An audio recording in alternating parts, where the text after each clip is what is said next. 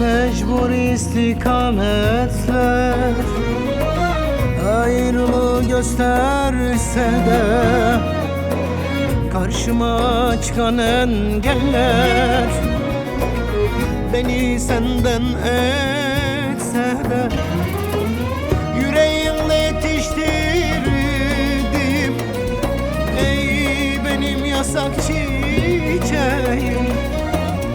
Sonu ölüm bile olsa yine sana döneceğim. Günahta olsa, sevapta olsa yine seni seveceğim. Cennette olsa sonum, cehennem olsa yine sana döneceğim. Mahpusta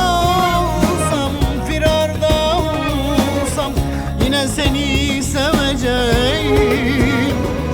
Gurbette olsam, ateşte yansam yine sana döneceğim.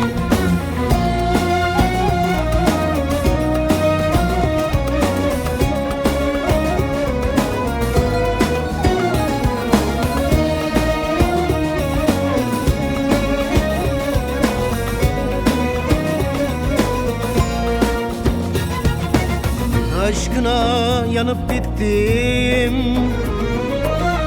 canımdan çok sevdim. Bin canım bile olsa yine de feda ederim. Yüreğimde yetiştirdim ey benim yasak çiçeğim. Sonu ölüm bile olsa yine sana döneceğim.